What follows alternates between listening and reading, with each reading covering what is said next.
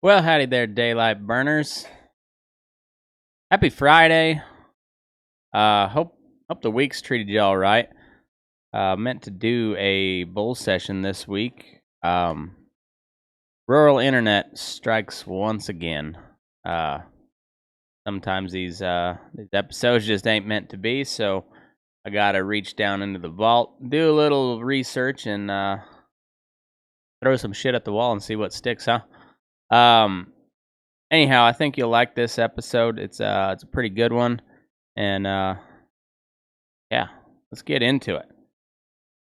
You guys, I know most everybody that listens to this show has seen Lonesome Dove numerous times, myself included. I can't count the number of times I've watched it. I've read the book 3-4 times, and it's just a great story. But there's always there's that spot when Gus goes to find Lori, and they hole up at a place called Adobe Walls there on the Llano Estacado, or the Staked Plains.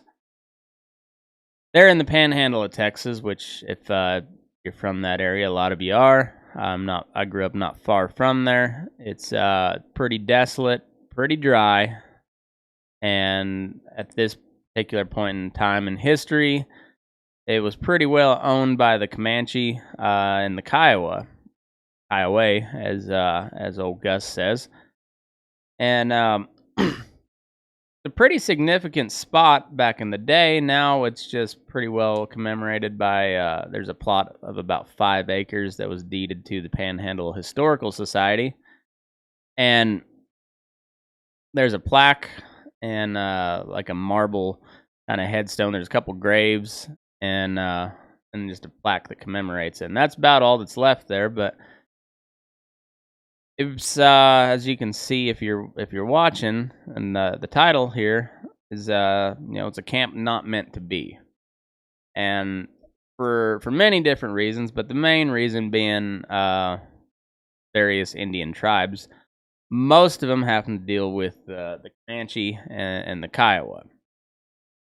Well, back in the 1840s, I believe it was 1848 through 1849.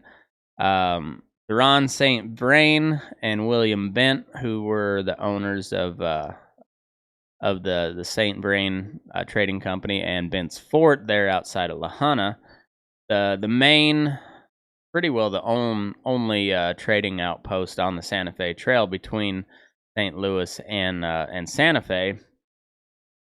I'm sure there were a few others, but that was the main one, and they're very industrious guys, very capitalistic, and for the most part, they really try to keep peace with the various Indian tribes throughout there. Once you got up towards Lahana and Bent's Fort, those were Cheyenne and Arapahoe, and then the further south you got more into the Kiowa and Comanche. All of them very warlike, but William Bent, Ron St. Vrain, they both married into various Indian tribes, and then they were good friends with Kit Carson, which never hurt anything. Kit Carson was just one of the ultimate badasses of the Old West. I'm gonna do a deep dive onto the life of Kit Carson one of these days.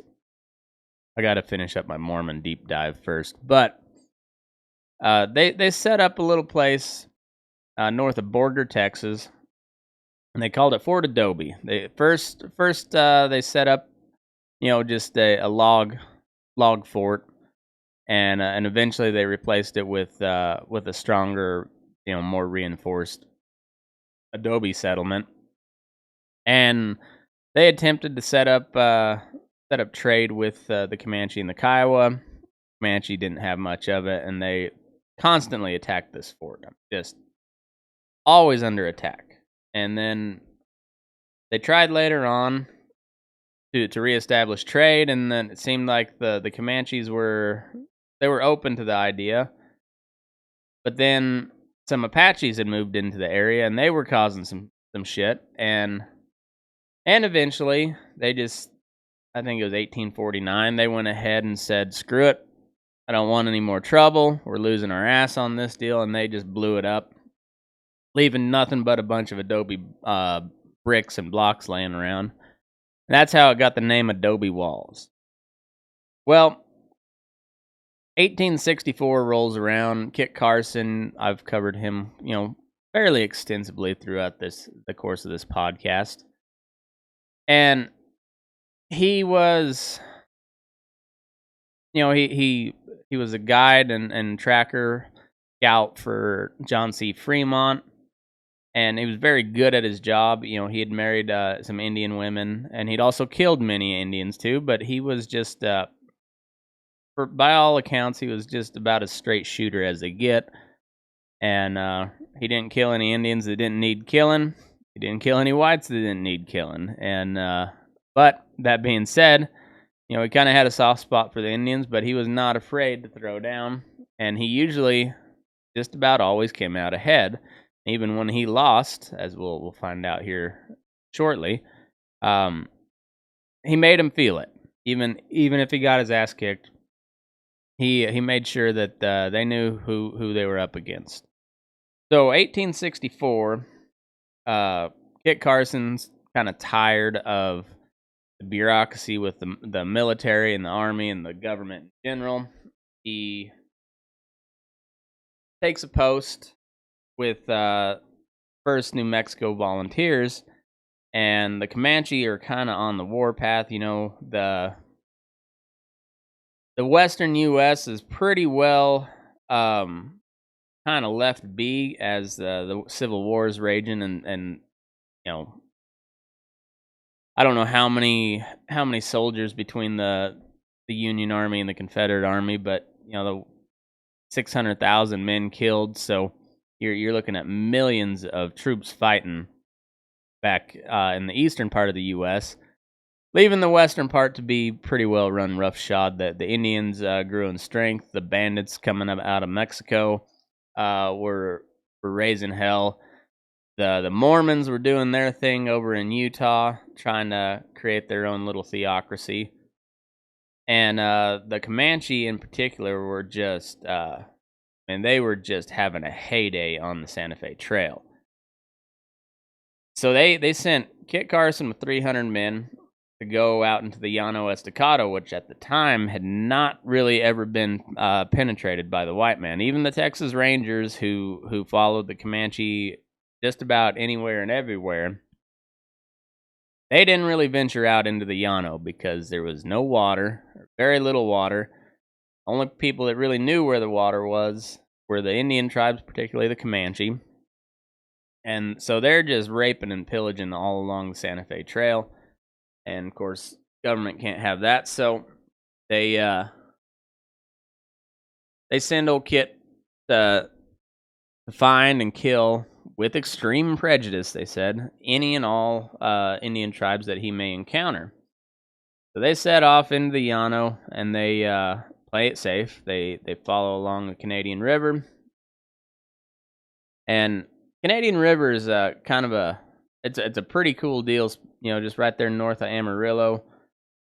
The Panhandle. It's just the high plains, flat. Watch your dog run away for 5 days. And then all of a sudden you drop down in the Canadian, a lot of red dirt, and it's, for that part of the world, pretty big river. I mean, if you live out west or a little further back east, where there's some, bigger type rivers, it's more of a stream, but for that part of the world, it's a pretty good sized river. Life's sure cheap up here on the Canadian. So they're following along the Canadian River, and they come upon a little village, I would suppose camp village of Kiowas, and they go ahead and attack it, and they pretty well overrun that camp. They don't suffer any casualties, and they keep moving forward. And the men, they're kind of high on themselves. Kit Carson knows what's up. He knows they're going to be in for a fight. And they come upon a pretty big Comanche village, about 1,000 warriors strong. So, include the women and children, you're probably looking at 2,000, maybe 2,500 people all told. But 1,000 warriors, which is a huge band of Indians, any Indian tribe, and of course, this is kind of a coalition of Kiowa, Arapahoe, and Cheyenne, kind of a recurring theme throughout this whole story. And they had one element of surprise, and really, if you will, they had the big guns in their back pocket. They had a pair of howitzer cannons, and this was really the difference maker for the first battle of Adobe Walls. So November 25th is when this happened. They rout this Kiowa camp, and then they come upon this big Comanche village, and they go ahead and set up their howitzers.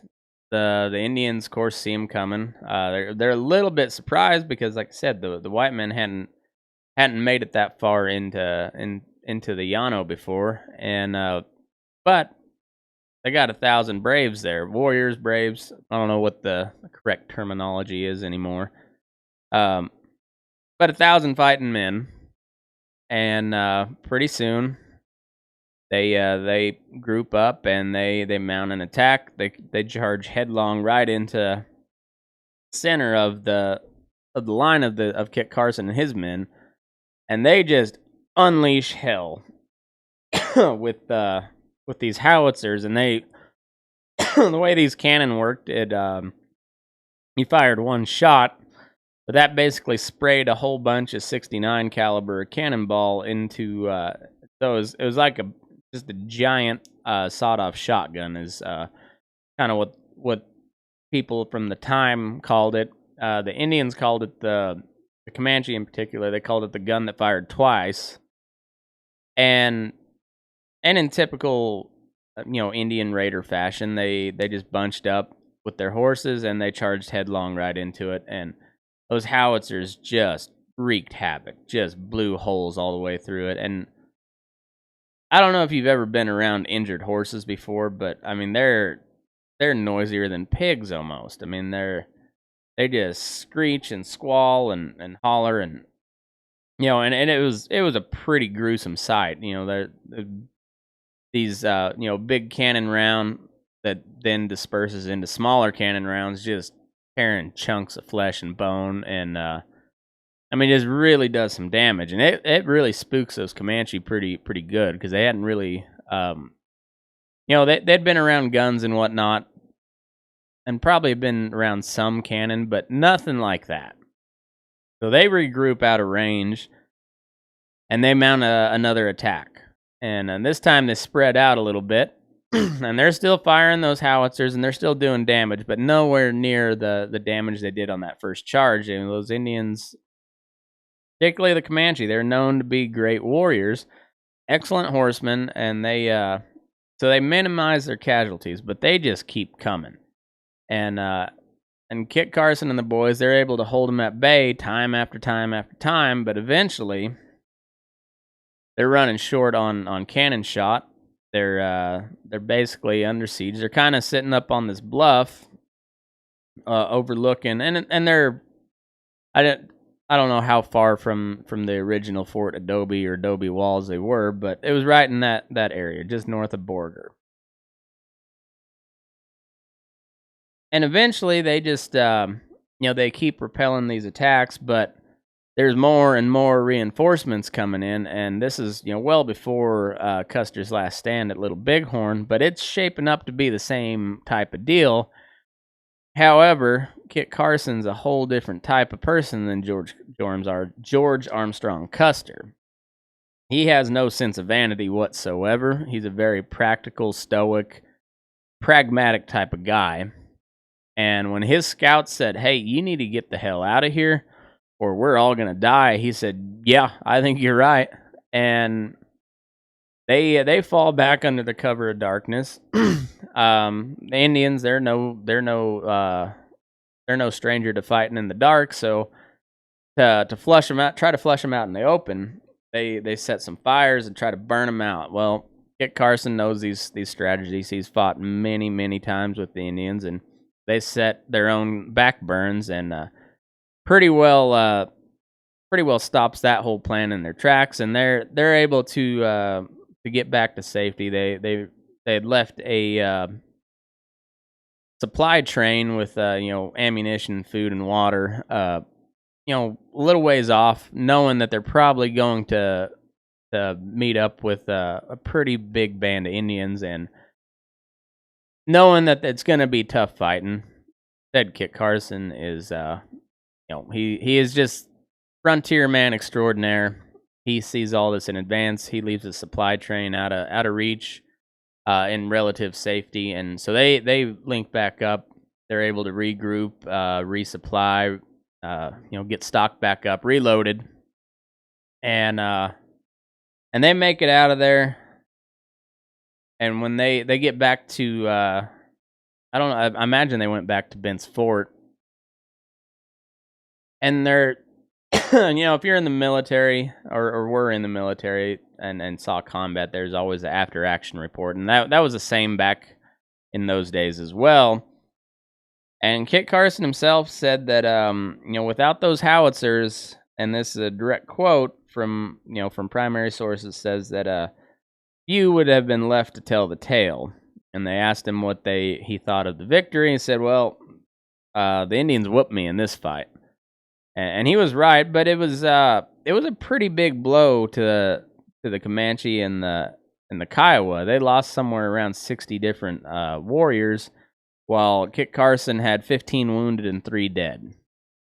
So they made it out of there. They inflicted some pretty heavy casualties. It was kind of a, it was one of those like guerrilla warfare type battles where both sides can really claim victory, but nobody really won that. And in the long course of history, you kind of got to chalk that one up to the white man, because they did more damage. They took very few casualties, and they showed the Comanche that they got some big boom boom, and and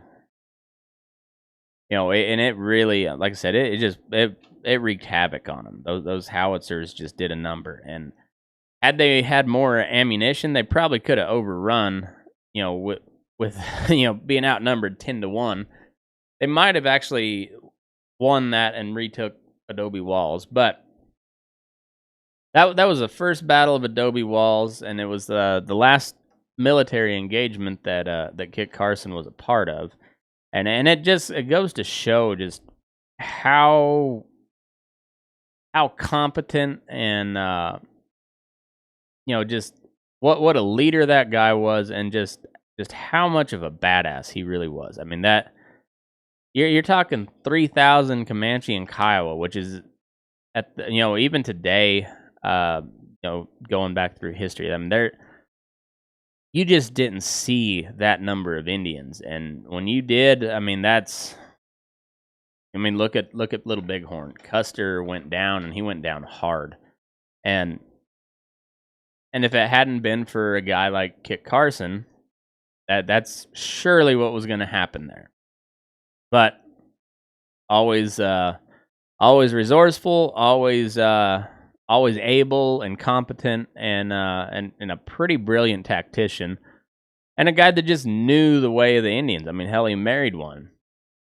And he was able to get him out of there without suffering hardly any casualties, inflicting a whole bunch of damage, and living to fight another day, even though he never actually fought another battle himself. But it didn't wipe out 300 of New Mexico's finest. And New Mexico at the time was a big territory. Covered New Mexico, Colorado, Wyoming, I think parts, probably Montana as well. It was all, 1864, so it's a big piece of country, and these were all, volunteer soldiers, led by one of the best, and they got out of there with very minimal losses. Well, after that, pretty well left the Llano alone. They, the Civil War comes to an end, and the Texas Rangers were, disbanded in Reconstruction, replaced by the Texas State Police, or I believe that's what they were called. And the trade route still there on the Santa Fe Trail, still open. Bent's Fort eventually kind of goes into disrepair, and William Bent gets massacred in New Mexico during I believe it was the Pueblo Indian uprising, and it's just just a wild, lawless, just rough country. But in the meantime, there's a huge influx of buffalo hunters, and they're just and not even slowly, but just systematically, efficiently, just decimating the the northern buffalo herds on the northern plains there, and pretty soon they set their sights on Texas, where there's still Texas, Oklahoma Panhandle, Kansas. There's still huge herds of buffalo there on the southern plains, and fast forward to 10 years later, 1874, and there's a group of traders out of Dodge City, and they're making plans. They're scheming and wheeling and dealing. They talk with the military, and Army decides they're pretty well just gonna, even though they're trying to keep peace with the Indians, and they're, this large scale buffalo hunt was not just sanctioned but encouraged by the military, because that's the main food supply for all the Plains Indians. And you cut off their food supply, the weaker they become, and the easier they are to defeat. And it's working really well on the northern plains, so they decide, well, even though we've got these treaties and whatnot, and we're kind of taking a hands-off approach to the southern Plains Indians, particularly the Comanche, because the Comanche are just, even at this point, they're still kind of running roughshod. Well, I guess the late 1860s.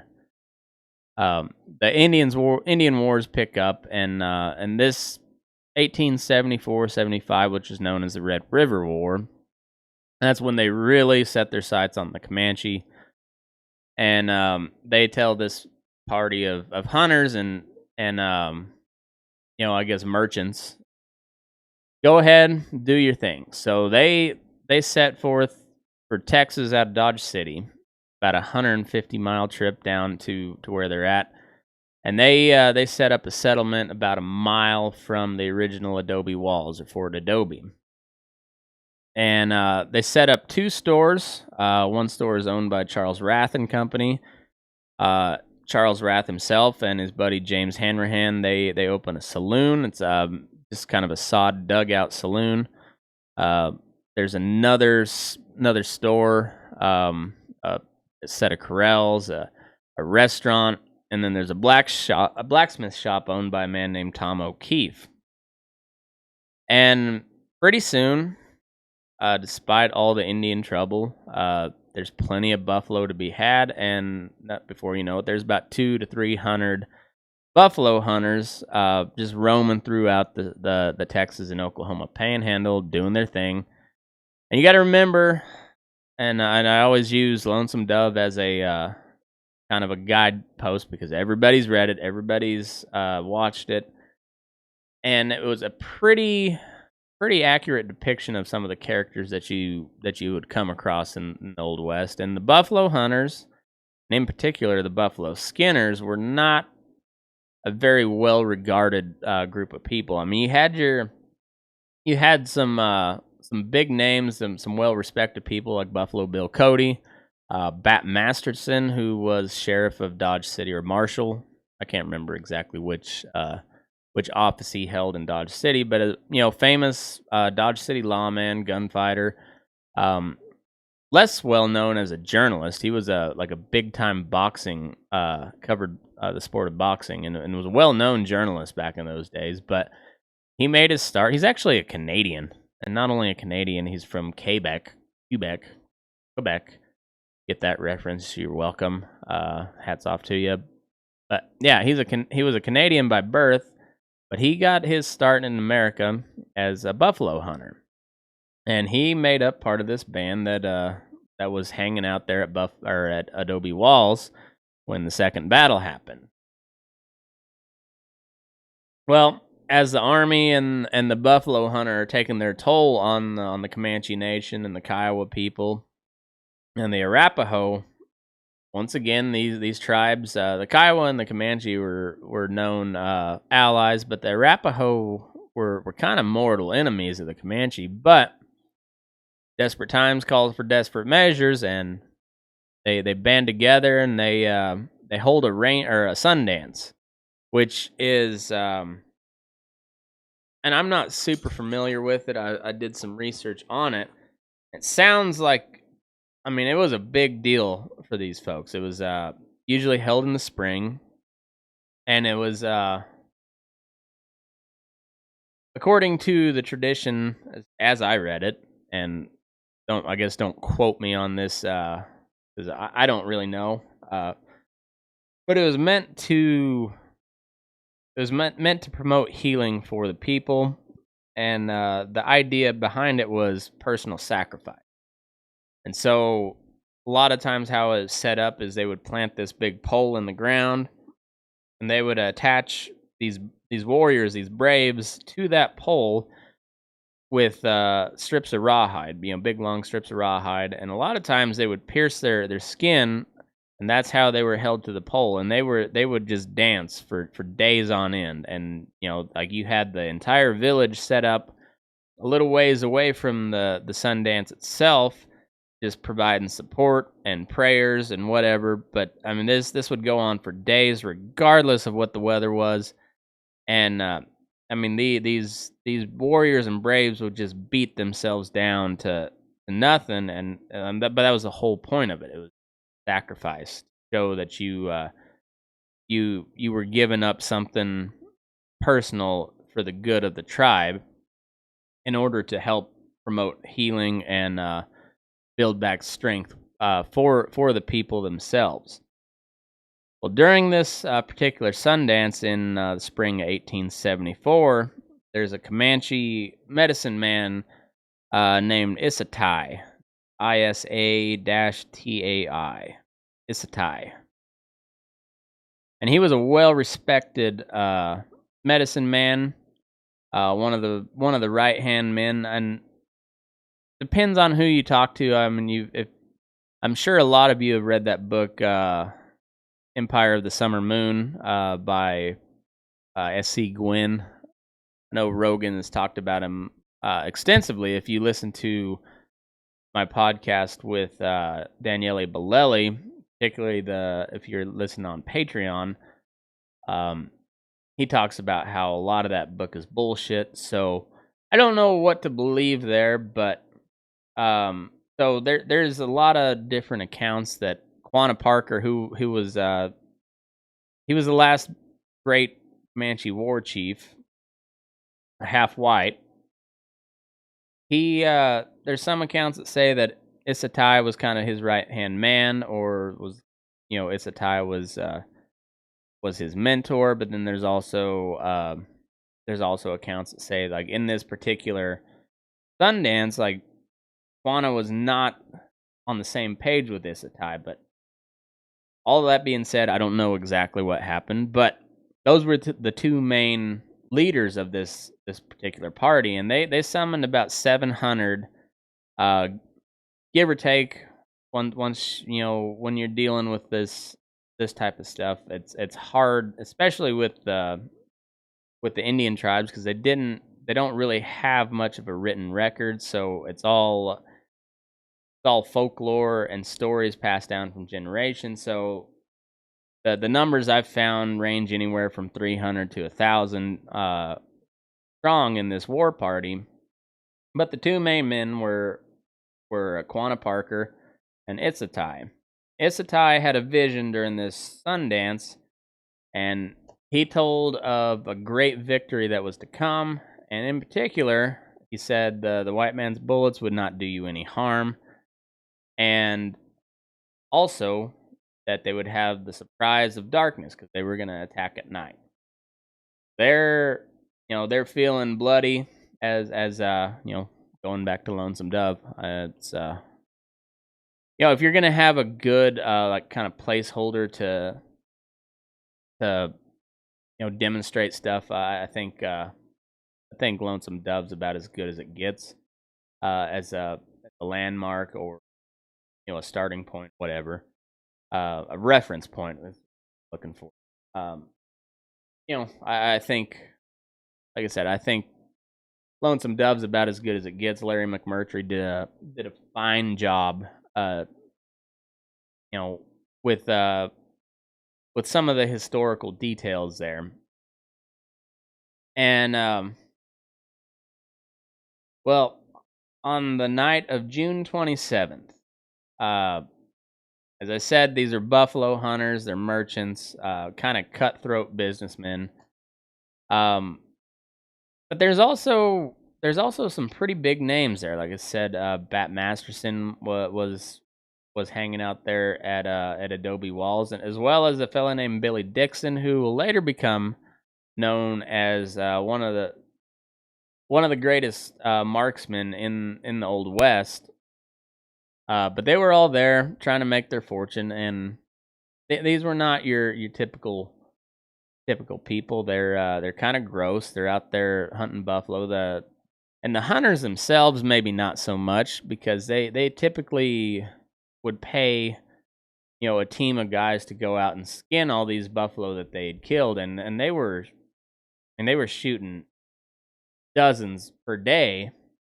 They're just huge herds of buffalo, and the buffalo would run if you spooked them, but if you'd sit out with your big sharps rifle and just pick them off, they didn't really move much, and they made it really easy to hunt. So they'd shoot a buffalo, drop him onto the next one, and when they figured out they'd killed all they wanted to, or the buffalo would finally spook and move on.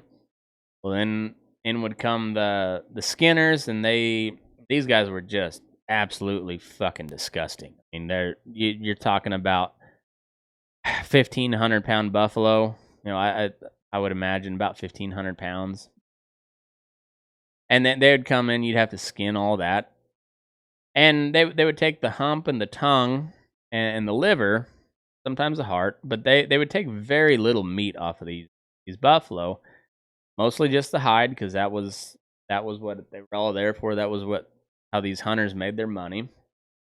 And they would skin out these buffalo, and they'd be covered in just tallow and blood and fly shit, and just disgusting people. But that's how it was back then. But they were also very hard drinking, so they'd come into Adobe Walls. There was a saloon, there's a restaurant, store. They'd resupply, and then they'd get just all sorts of loosey goosey there at the sod saloon. Burn it down, wake up hungover as hell, and get on their wagon with a load of skins, headed back to Dodge City or to Bent Sport, wherever the case may be. But it was a little closer to Dodge City, so that's typically where they headed. And at the time, there was 28 people in the settlement of Adobe Wall. The merchants there, so Hanrahan and Charles Rath, Bat Masterson, Billy Dixon, and a few others. There was one woman, I forget who she was married to, but wife of one of the people there.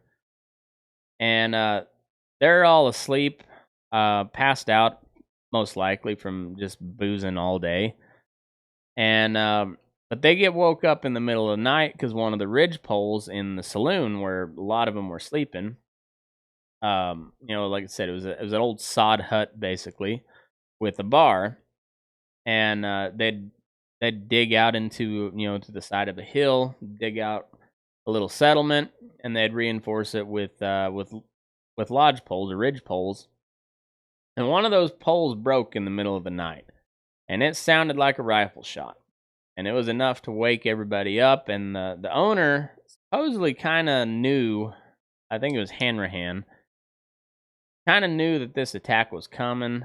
They'd heard word about this Sundance, and they kind of expected it. But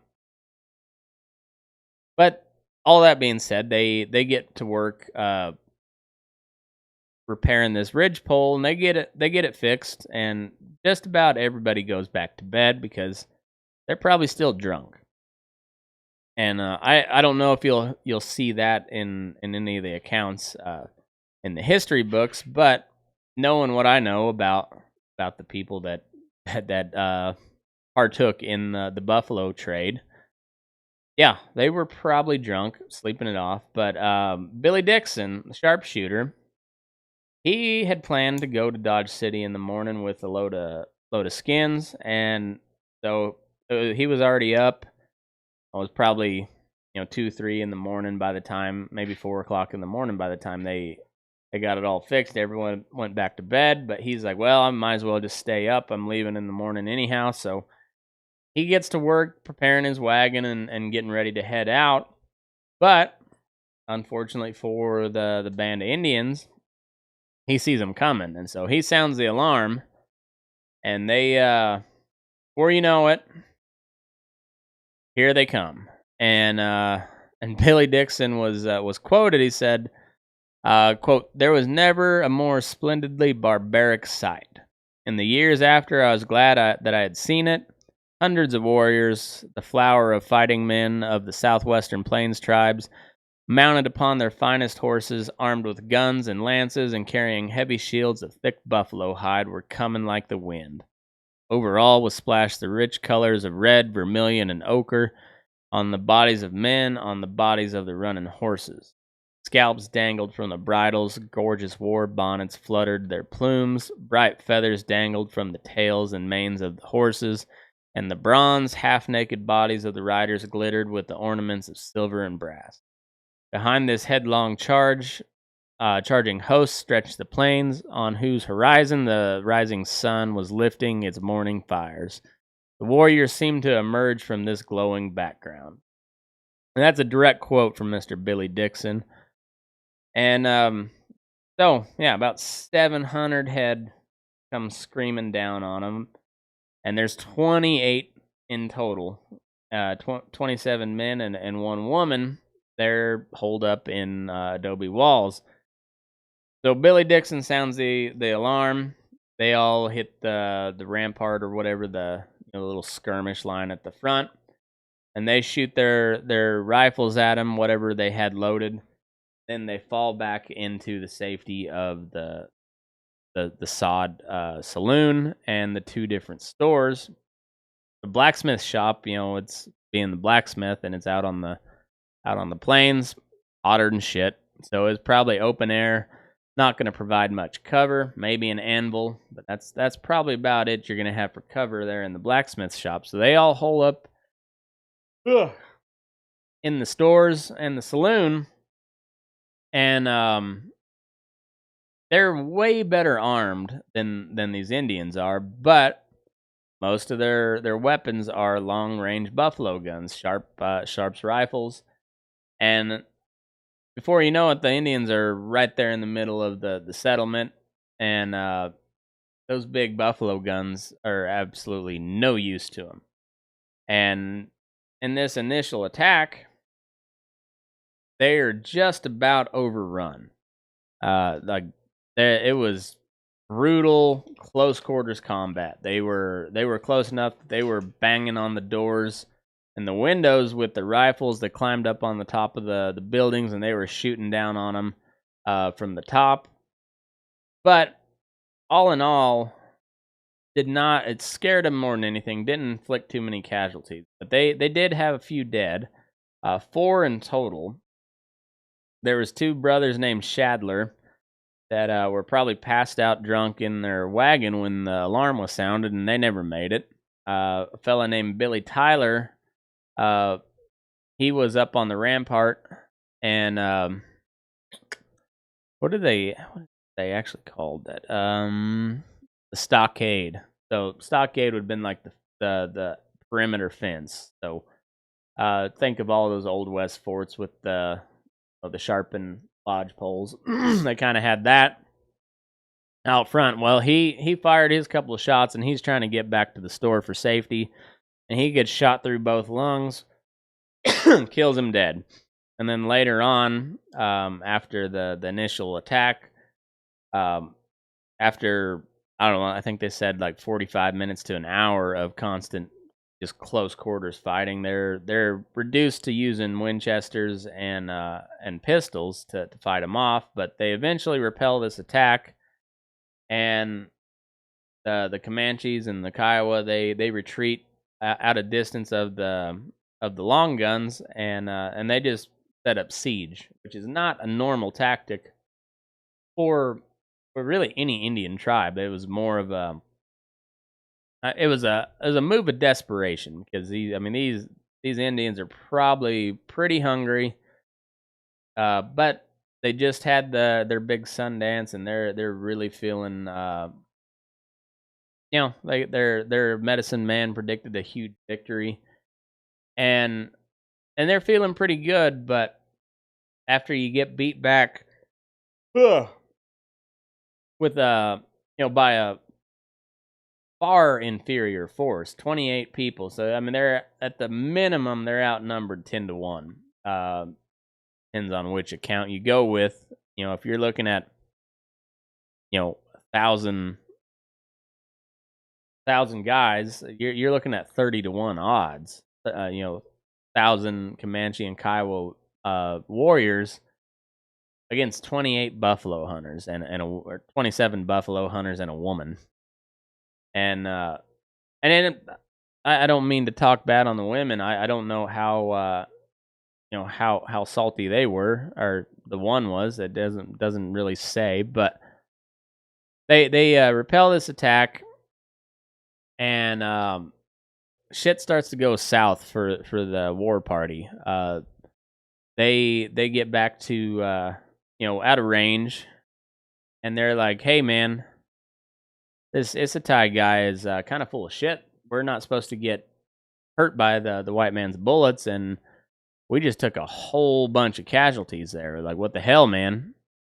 But it's not all peaches and cream, sunshine and fucking rainbows for the guys back in the walls. There was a fella by the name of William Olds. He's climbing down a ladder in Rath's store and accidentally shoots himself in the head, and he ends up dying too.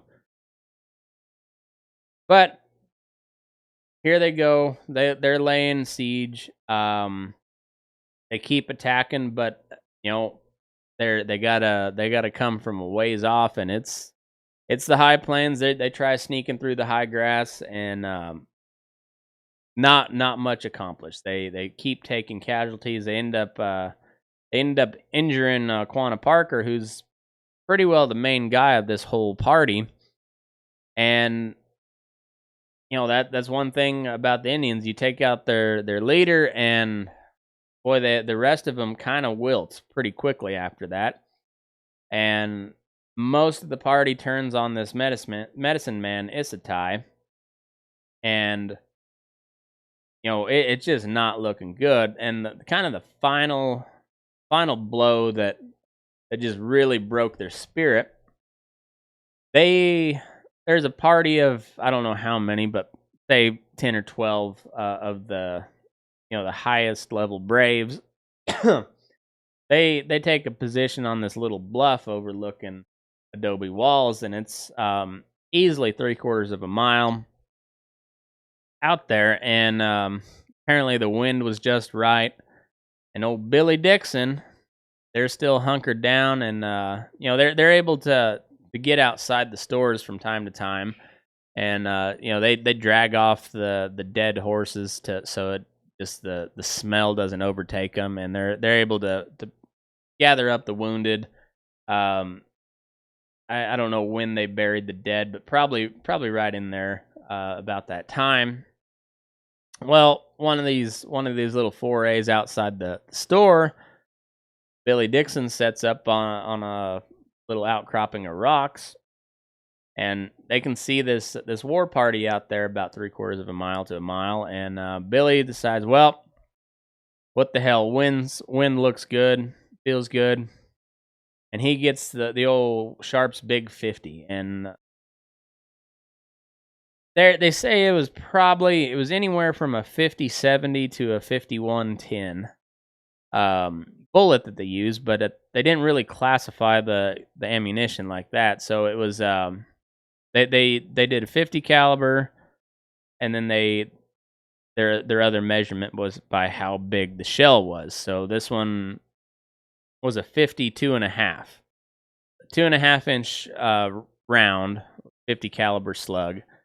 Um, they and they said that was most efficiently, like the 50-70 and the 50-90 were most effective at like 100 yards. It was a big heavy round, and like the smaller the round you got, the more you could reach out there. So he was probably shooting a 51-10, but they called it the Big 50.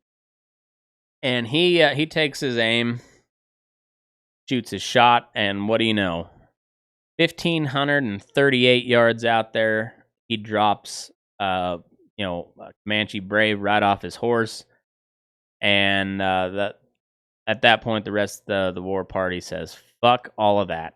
I'm out. For you guys, I'm going home." And that was kind of the end of the battle, and it was one of the last major battles of the Comanche Wars. Shortly after that, between Quanah Parker being out of commission, and then just their whole food supply just being devastated, it was pretty, I won't say easy, but it was a lot more manageable to round up all these various bands of Comanche and Kiowa and push them onto a reservation there in Oklahoma. And Billy Dixon, apparently he was a pretty straight shooter, kind of in the same cut from the same cloth as Kit Carson. He became a war hero after that. He eventually ended up joining the Army as a scout. And he was asked about that shot probably a million times throughout the rest of his life. But he said, man, it was about as lucky as it gets. And you're looking at, I mean, it's kind of, and I really wish I could have talked to Larry McMurtry before he died. But I wonder, that scene where Gus shoots one of the buffalo hunters in the gut with the Winchester, I wonder if he kind of took that scene and built it off of this shot from Billy Dixon, where it just damn near impossible shot. I mean, nowadays people hit 1,500 yard shots almost in their sleep, but the technology has advanced so much that you got far better ballistics with your rifle.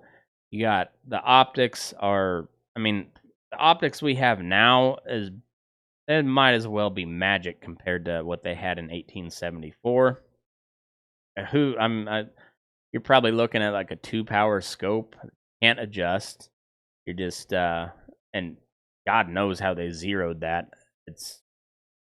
I mean, it's a truly incredible shot, but also equally just blind luck. But that was it for the Comanches. Man, if we can't even sit out here a mile away and not get shot, there's no way we're gonna. This Issatai guy is full of shit. And so they eventually pulled back. Reinforcements reached them, and they basically evacuated the whole place. And like 6 days later, the war party came back through, burnt it to the ground, and Adobe Walls was never more. And as as I've covered in this whole tale here, probably was never meant to be in the first place. The Llano Estacado eventually was settled. Now you got towns like Hereford and Dalhart, Dumas, at Groover, Happy, just Stratford, all those little towns, even in the Oklahoma Panhandle, Goodwill, Beaver, Guyman, all those towns eventually popped up after they cleared out the Comanche and pushed them onto a reservation. But Adobe Walls was never more. It's, as I said, now it's just a 5-acre plot with 3 graves and a couple plaques that commemorate it. it's kind of one of those stories of folklore. If you grew up in that part of the world, everybody knows Adobe Walls. Not many people really know where it's at, but they know, kind of a source of pride. Just like, yeah, Adobe Walls happened just not too far from here. You hear the Llano Estacado, especially when they're talking about it on Lonesome Dove, and you're just like, yeah, drove through there many a time, many a time. And you look out there, and it's hard to imagine what it had to have been like. You had one of the greatest old west frontier man that ever lived, probably, arguably the greatest one, in Kit Carson. And even though he made it out of there and inflicted some pretty heavy casualties on the tribe that band of Comanche and Kiowa and Arapahoe they attacked, they really didn't come out of it all that far ahead. They didn't lose too many people, but they spent a ton of ammo, spent a ton of time, and really had nothing to show for it. And here they go 10 years later. They make a go of it for a little short time, but it'd be cool to talk to some of those people from back in the day. And I guarantee you, they'd tell you that those Comanche don't fuck around.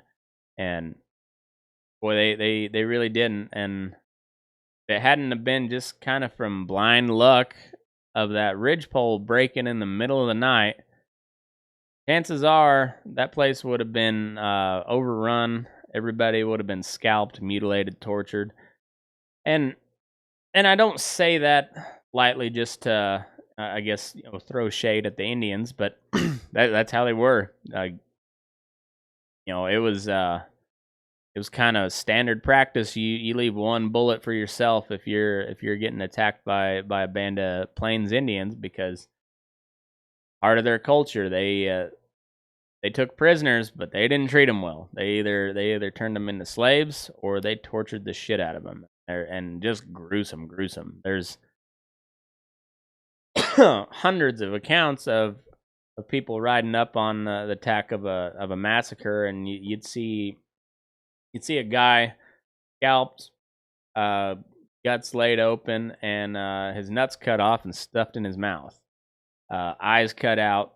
Just and all of this, there was all meaning behind it, and I'm not going to get too far into it because I'm pretty ignorant on the actual customs and the reasons why. But a lot of it had to do with the victim not being able to cross over into afterlife, and they'd cut their eyes out, so they wandered the earth in the afterlife blind. But it was brutal. So, and everybody knew that you didn't allow yourself to be taken alive at all costs.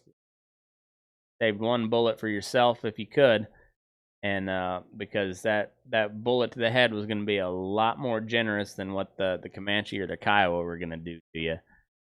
And it's one of those things that, man, it's just like, why even keep trying? But money was there.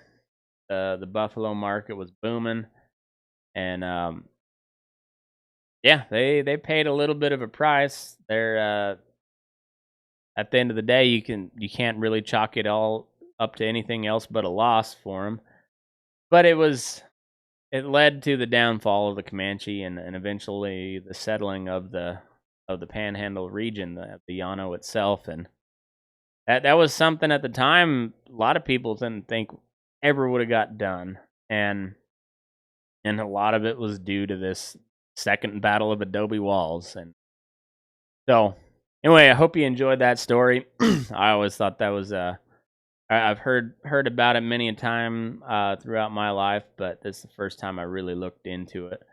And I'm sure there's plenty of details that I left out that I haven't read yet, but it'd be another one that I'm gonna look into more, just because it's an interesting story. There's plenty of those type of deals throughout the old West. Well, we'll do some more of them. So anyway, thanks everybody for tuning in. Make sure you go do all the subscribe, follow bullshit, and make sure you sign up for Patreon. You get cool stuff over there. And Patreon.com/burning daylight. It does help me out a bunch, and you know, get to give away some cool stuff because of that. And you know, it's a good way for you guys to support me if you like what I'm doing. You know, send a few bucks my way, and I promise you it'll be squandered needlessly. So, anyways, on that note, thanks for tuning in, and move your ass. We're burning daylight.